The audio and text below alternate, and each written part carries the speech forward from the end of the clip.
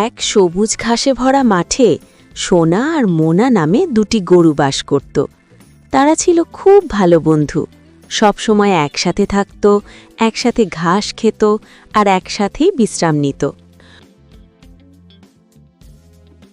মোনা, মনে রেখো, আমরা যদি একসাথে থাকি তাহলে কেউ আমাদের ক্ষতি করতে পারবে না। ঠিক বলেছ সোনা, একতা থাকলে ভয় নেই। একদিন বনের রাজা এক বোকা বাঘ মাঠের পাশ দিয়ে যেতে যেতে গরু দুটিকে দেখতে পেল।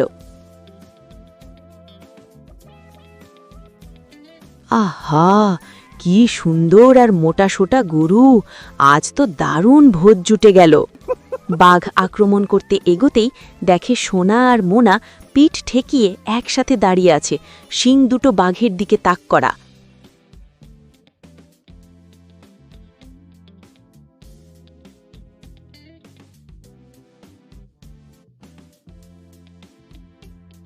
ওহ, এরা তো একসাথে আছে, এখন আক্রমণ করলে বিপদ হতে পারে। ভয়ে বাঘ সেদিন ফিরে গেল, মনে মনে ভাবল, এদের একতা না ভাঙলে কিছুই করা যাবে না।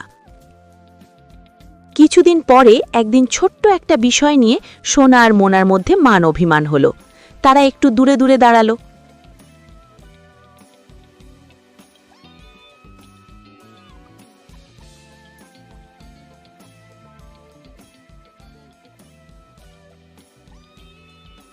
এই তো সুযোগ, আজ আলাদা করে একটাকে ধরব।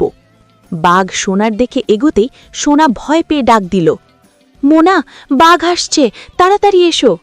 সব রাগ ভুলে মোনা দৌড়ে এলো। ভয় পেও না সোনা, আমি আছি। দুজন আবার পিঠ ঠেকিয়ে একসাথে দাঁড়ালো।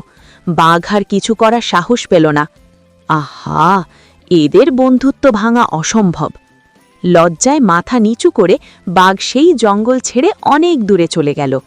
এই গল্পের শিক্ষা হল, সামান্য কারণে বন্ধুদের সঙ্গে ঝগড়া করা উচিত নয়। একতাই বল, একসাথে থাকলে বড় শত্রুকেও হারানো যায়।